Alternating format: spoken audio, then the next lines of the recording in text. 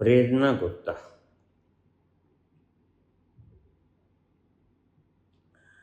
बाबा जी, आप अक्सर एक शब्द इस्तेमाल करते हैं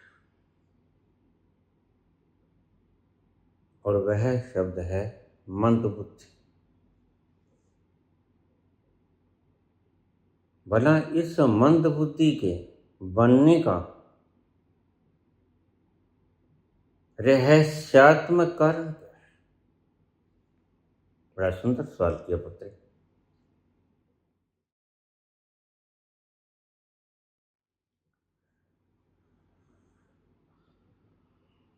हमारा मन, ध्यान से सुनना, प्रवचन बड़ा शानदार सवाल है तुम्हारा। सब गांठें खुल जाए।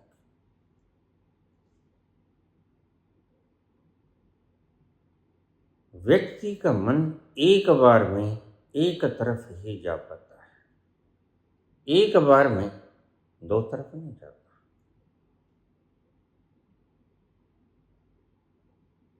एक क्षण में एक बार ही जा पाता है, कहीं चला जाए।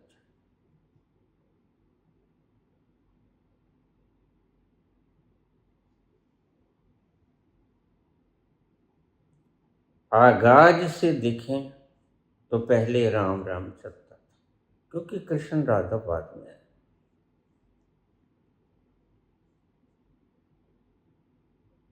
और वाल्मीकि रामायण के प्रणेता रचयिता वाल्मीकि।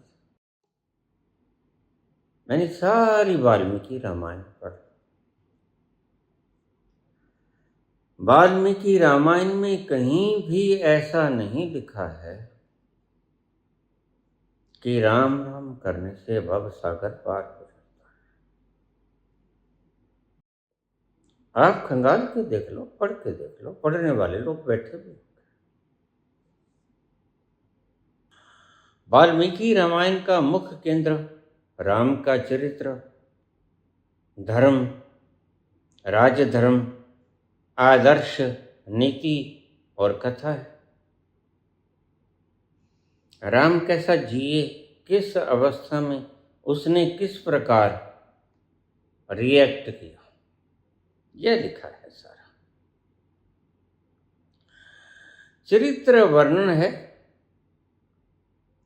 वहां राम नाम जप की मुक्ति का मुख्य साधन बताने वाली भक्ति परंपरा का एक अंश भी नहीं। अगर कोई व्यक्ति मुझे वाल्मीकि समकालीन थे राम के, और वाल्मीकि ने ही भगवान राम की संतति को पाला था, वो समकालीन थे, बल्कि सीता उसी के आश्रम में रहकर दो बच्चों को जन्म दिया और लव और कुश वहीं पर पले, धनुर्विद्या भी वहीं से सीखी।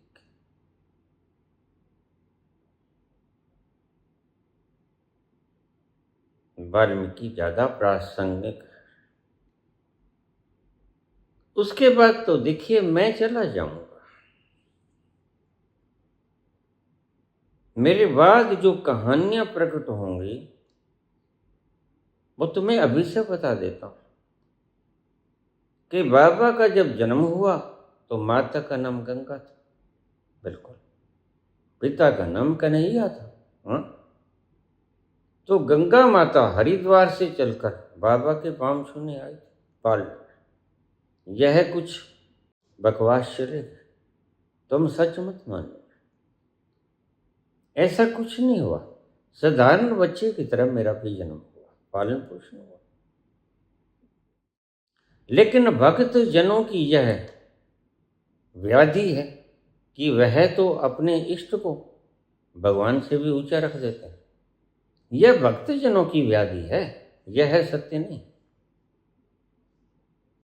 तो क्या हुआ, हम बड़े सुखी थे, इतने सुखी थे कि राम राज्य में कोई अपने घरों को ताला नहीं लगाता था। कौन चोरी करेगा जब सबके पेट भर गए, भरे पेट सोए हैं खर्राटे मार।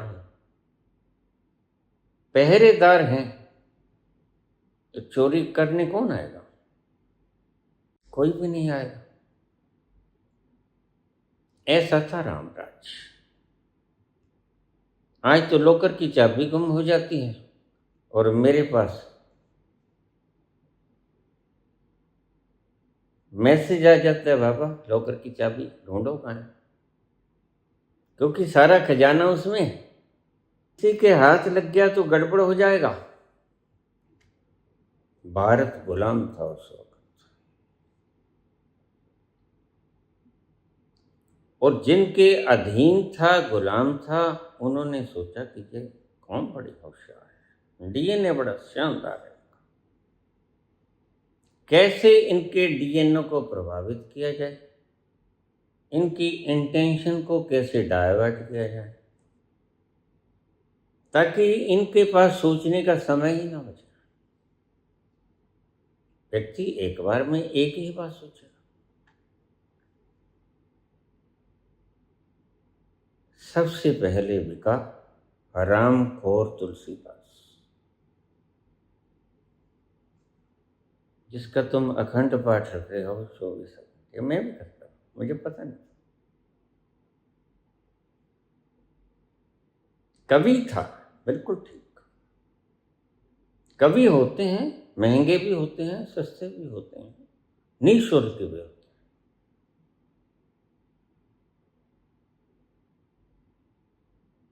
सबसे पहले बिका तुलसी, और तुलसी ने भारतवर्ष को मति भ्रम में डाल दिया। तुलसी से पहले भगवान राम की कथा ऑथेंटिसिटी से, प्रामाणिकता से वाल्मीकि रामायण में तुम्हें मिलेगी। और वाल्मीकि रामायण में तुम्हें कहीं कोई शब्द नहीं मिलेगा कि राम नाम के सुमरन से भवसागर पार हो जाता है।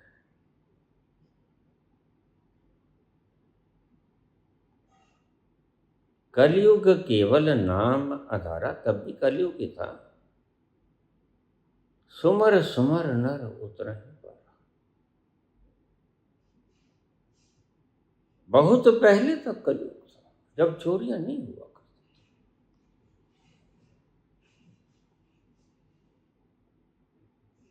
लेकिन उसने लिख दिया कि सुमर सुमर नर उतरहि पारा। इतना आसान है भगवान तक पहुंचना। वैसे तो आसान इससे भी ज्यादा है। सच में तो तुम सिमरण भी ना करोगे तो पहुंच जाओगे, क्योंकि सिमरण किसका करना? तुम ही तो हो। नाम जप एक बकवास है, और नाम जप एक धंधा है। मुझे किसी शास्त्र में दिखा दो Valmiki Ramayana is the authentic book, क्योंकि वाल्मीकि तो खुद उस वक्त थे। उनकी मौजूदगी में सब कुछ घटा, और उनकी मौजूदगी में भगवान राम ने सरयू नदी के गुप्त घाट पर प्रण त्याग दिया। उनके सामने सीता धरती में समा गई। सब उनके सामने हुआ। लक्ष्मण सरयू के अंदर डूब के मर गए। उनकी आंखों के सामने सब कुछ घटित हुआ। और जरा दिखा दीजिए कहीं भी ये लिखा हो कि राम नाम के जप से भवसागर से पार हो जाएगा। राम खुद ही सुसाइड करके मरा।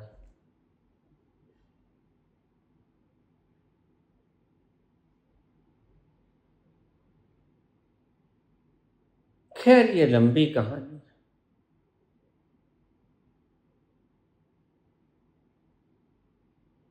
लेकिन फिर जिन्होंने गुलाम बनाया था, उन्होंने कहा कि गुलाम ऐसा बन जाए,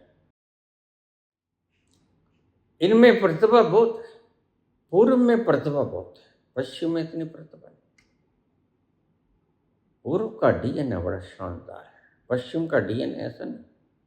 पश्चिम का डीएनए बहिर्मुखी, लोलुप है, विषय लोलुप है, विश्व में आसक्त, बाहर भ्रमण करता रहता है। पूर्व का डीएनए अपने अंतर्मुखी होकर अंतर्मुखी होकर छानबीन करता है सत्यों की, तथ्यात्मक सत्यों की जांच करता है। यह हमारे पूर्व का, और पूर्व के अंदर चाइना भी आता है, इंडिया भी आता है। तो उन्होंने कहा इन्हें गुलाम कैसे बनाया जाए, कैसे इनकी शक्ति को खोज में ना लगे, वैज्ञानिक खोज में ना लगे और आध्यात्मिक खोज में भी ना लगे। तो गुलामी के काल में तुम पाओगे ना तो कोई आध्यात्मिक खोज हुई, ना कोई साइंटिफिक खोज हुई, खोज ही नहीं। कारण क्या है? कारण है नाम जप। उसके बाद संतों ने तो नाम जप अलग अलग तरीके से कहा, लेकिन उसके अर्थ लगते। मैंने गुरवाणी में जो नाम की व्याख्या बताई, चेता किता तेता नाम, बिन नामे नाही को ठाम। तुमने वही अर्थ कर लिया जो तुलसी कह के गए थे, वह अर्थ तो है। शब्द सीमित है, उन्हीं शब्दों का प्रयोग करना होता है और आप उन्हीं शब्दों को उठा लेते हो। उलट का वर्णन करने के लिए भी वही शब्द आप प्रयोग में ले लेते हो। तो पश्चिम ने सोचा,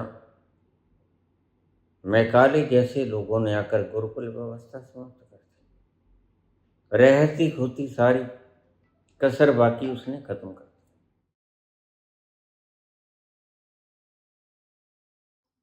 नाम जप। और क्या कहेंगे गुरु? देखिए, सोते जगते उठते बैठते चलते फिरते कुछ भी करते, नहाते धोते, नाम जप करो। क्या चाहिए?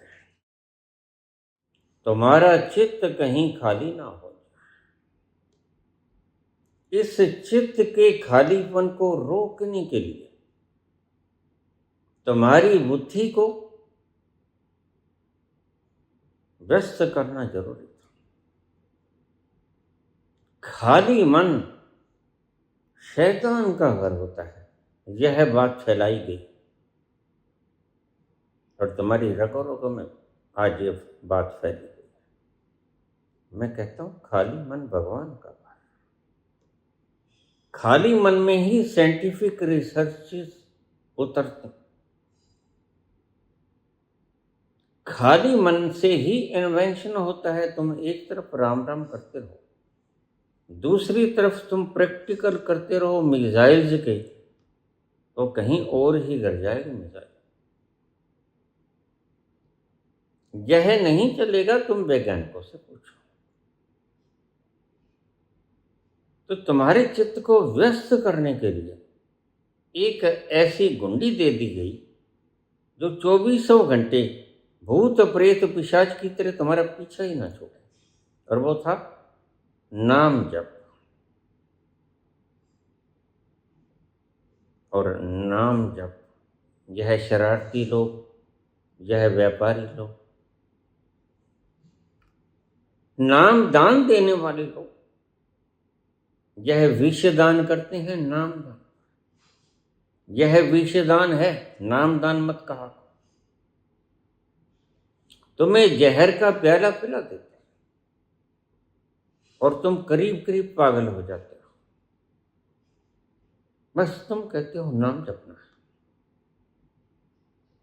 दौड़ते हो। छूट ना जाए ना, क्योंकि हमने तो सचखंड में जाना है। मरने के बाद, आज जितनी मरने के बाद की कहानियां चल रही हैं सब जानी है। कोई व्यक्ति आके मुझे प्रमाण दे दे, सब झूठ हैं। ये सोहेल जैसी स्त्रियां टांगने योग्य हैं फांसी पर। ये प्रेमानंद जैसे लोग, दे शुड बी हैंग। इन्होंने तुम्हारे मन को, खाली मन को व्यस्त करने की चेष्टा की। ये एक अपराध है। तुम रात को सोते हो क्यों? एनर्जी गेट करने के लिए। तो रात को सोने में जो तुमने एनर्जी गेट की, वो यह दुष्ट तुम्हें नाम जप करके खत्म कर देंगे। सांझ तक तुम शक्तिहीन अवस्था में रुक जाओगे।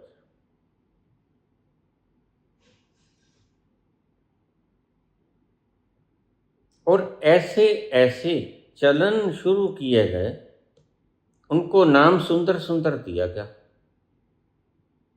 जब जहां शरारतें होती हैं उसका नाम इन्होंने तीर्थ रख दिया, सेवा तीर्थ। ना वहां सेवा होती है, ना वहां पाप मुक्त होते हैं। पाप चढ़ बेचक जाए।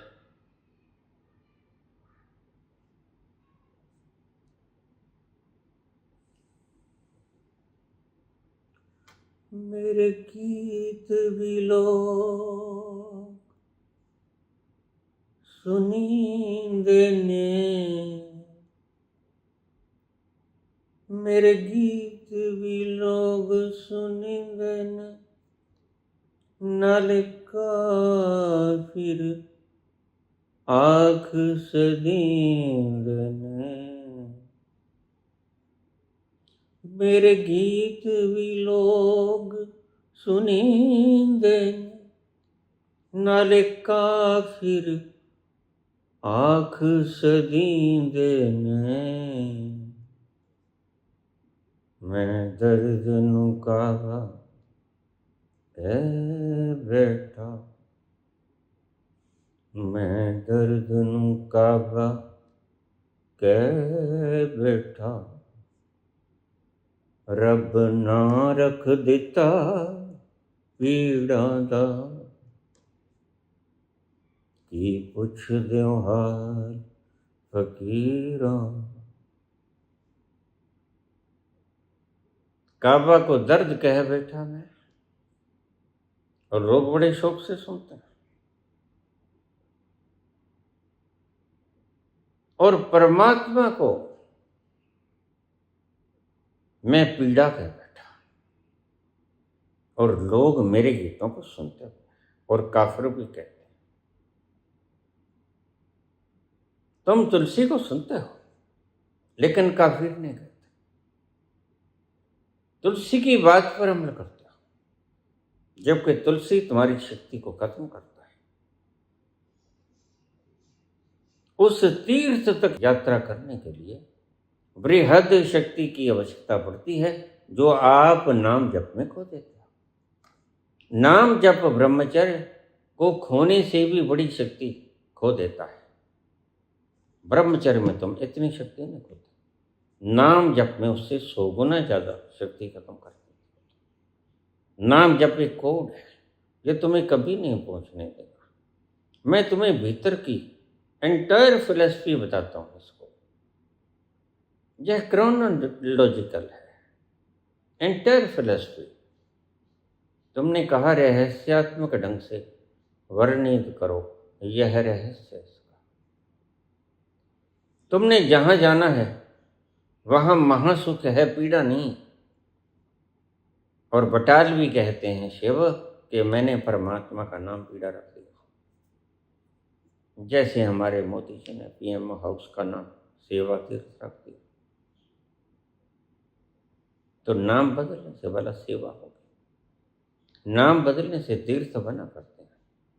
और उल्टी उल्टी बातें न जाने, इसलिए मैं कहता हूं मैं हथौड़े से मार करूंगा तुम्हारे, मैं लोहार के गण उठाऊंगा और तिड़ तिड़ करके तुम्हारी सारी पाखंड मान्यताओं को तोड़ दूंगा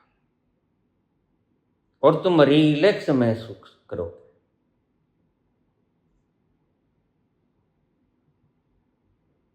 काबा को मैं दर्द कह बैठा, जबकि काबा जाने वाले भक्तों को बड़ा आनंद आता है।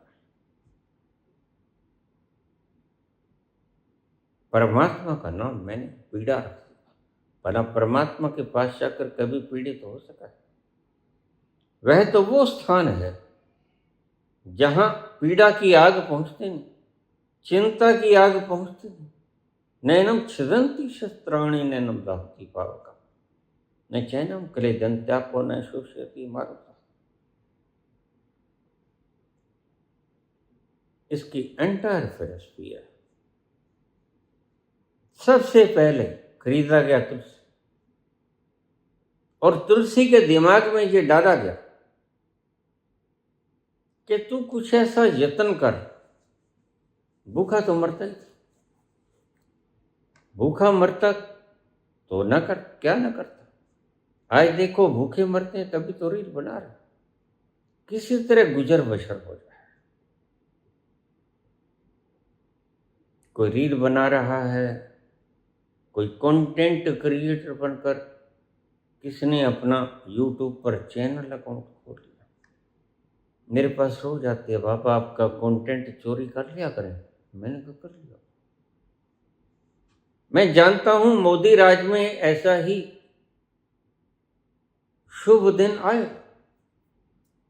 अच्छे दिन आएंगे, और मैं जानता हूं तुम बेटा चोरी कर दिया करो, कोई बात, क्योंकि मैं कंटेंट क्रिएटर।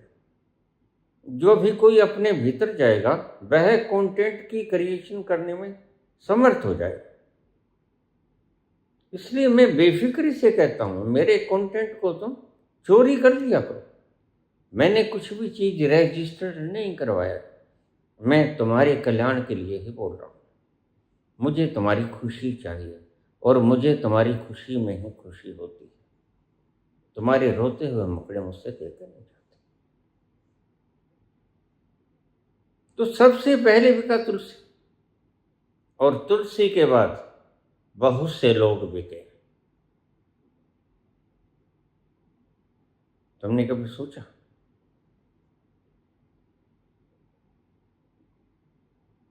इनको कभी दंडित किया गया? गुलाम तो हम थे। क्यों? क्योंकि यह बिके हुए कर रहे थे, कंप्रोमाइज। लेकिन नाना कंप्रोमाइज।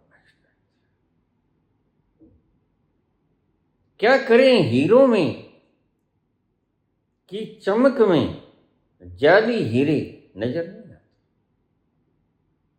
घुल मिल जाते हैं बीच में, जैसे पानी में नमक घुल जाता है, नहीं दिखता, वैसे नकली हीरो में असली हीरे समा जाते हैं। तो कोई ढूंढने वाला ढूंढ लेगा।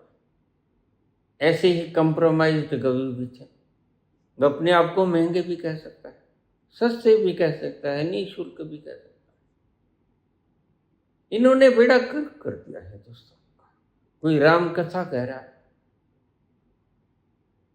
और उसकी फीस, कोई भागवत कथा कह रहा है और उसकी फीस 30 लाख रुपए है। ढोलकी वाला भी आएगा, छेने वाला भी आएगा, तबले वाला भी आएगा, हारमोनियम भी आएगा, बेंजो भी आएगा, गिटार भी आएगा, वीणा भी आएगी, सारे इंस्ट्रूमेंटेशन आएंगे। मैं गाता तो मैं भी हूं।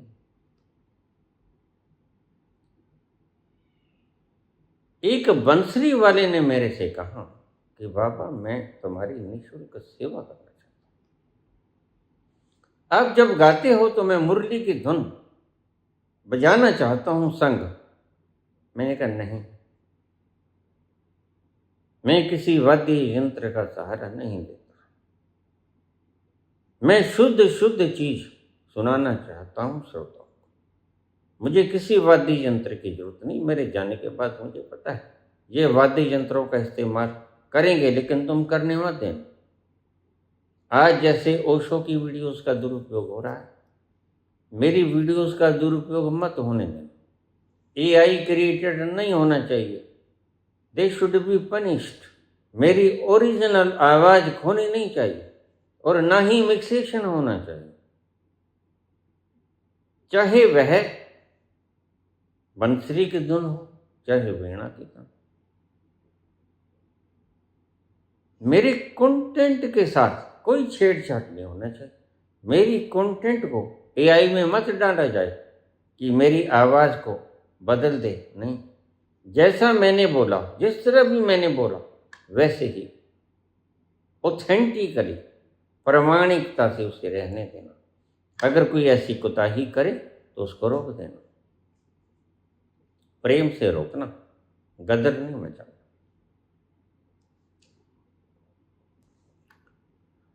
तुम्हारी शक्ति किस तरह नष्ट की जाती है, जबकि इस शक्ति का प्रयोग अपने अंत समय उतरने के लिए तुम्हें प्रयोग में करना पड़ेगा। उस तल पर जाकर खिलते हैं वो फूल जो सुगंधि से भरे पड़े हैं, अन्यथा कनेर के फूल बहुत हैं बाहर, जिनमें सुगंध नहीं। भीतर उस तल पर पहुंचने के लिए जहां जर्रा जर्रा सुगंध से आह्लादित है, रोआ रोआ जहां नाचता है जाकर, तो मदहोशी के आलम में मतवाली हो जाती है और तुम्हारा कंठ मधुर स्वर से स्वर बिखेरने लगता है गीत के रूप में। मैं उसकी बात करता हूं, लेकिन उसके लिए पुनरुक्ति मत करना, रेपिटेशन मत करना। यह नाम दान तुम्हें मार डालेगा, इट्स ए पॉइजन। तो सबसे पहले तुलसी बिके मैंने कहा, उसके बाद और भी बहुत से लोग बिके। अब तो बिके हुए ही लोग बाकी रह गए। कुछ लोग हैं जो आनंद से अपनी बात कहते हैं, अभी जो आराम से अपनी बात कहते हैं और कंप्रोमाइज नहीं है, सेटिस्फाइड है। सेटिस्फाइड है, जितना है, जितने लोग सुनते हैं ठीक है। मैंने कभी ऐड नहीं लगाया, क्यों? I am well satisfied.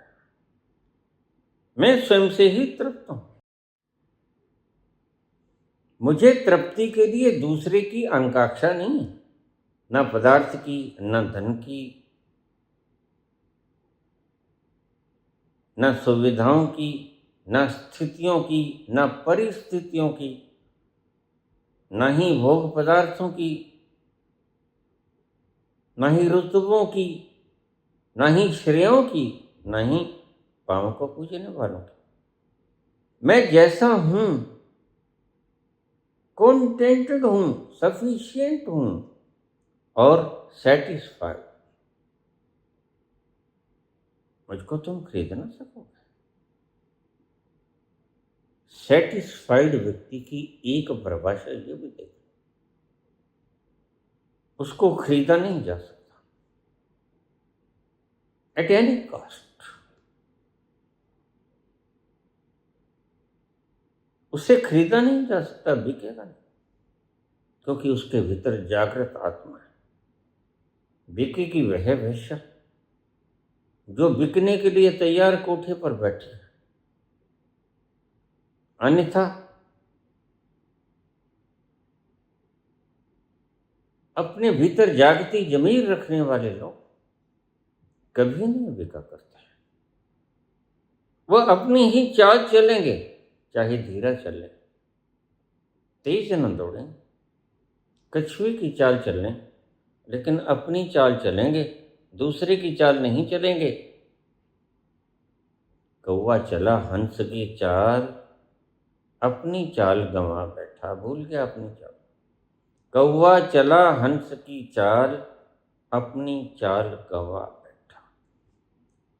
यहां से शुरुआत की इन फरंगियों ने हमें उलझाने की, यानी हमें व्यस्त करने की।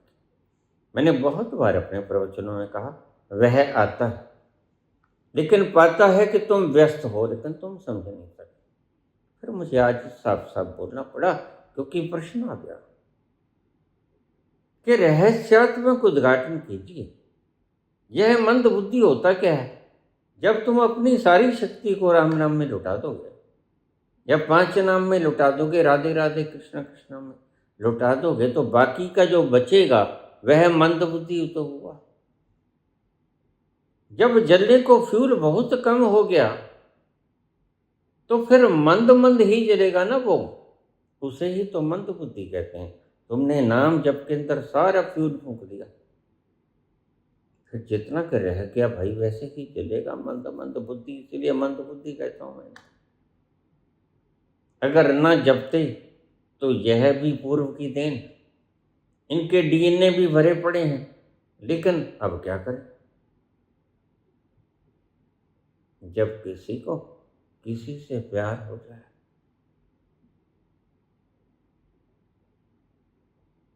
तो तुम प्यार में उलझे रहो, तुम इकरार में उलझे रहो,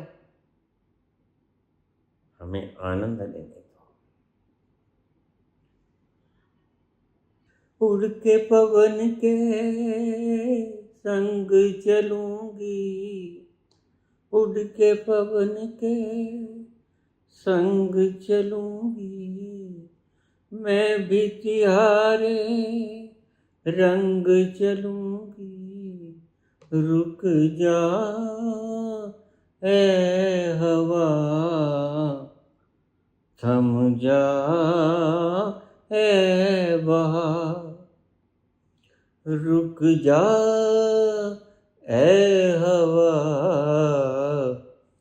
थम जा ए बहार। उड़ के पवन के संग चलूंगी, मैं भी तिहारे रंग चलूंगी, उड़ जा रुक जा ए हवा, थम जा ए बहार। बस तुमने ये काम किया, जैसे हवा चलती है वैसे चलो। कलयुग केवल नाम अंधारा, सुमर सुमर नर उतर नहीं पारा। कितने उतर गए, कितने उतर गए, सब यहीं भौंकते फिरते और यहीं भौंकते फिरते रहोगे। आज नहीं, 100 साल बाद नहीं, 1000 जन्मों बाद, लाख जन्मों बाद भी अगर तुमने यह तरीका ना छोड़ा तो तुम्हारा कोई बाली गुसाई नहीं। करो नकल जितनी करनी, लेकिन तुम सत्य से चूके जा रहे हो। मैं तुम्हें सावधान करता हूं, होश में आओ। धन्यवाद।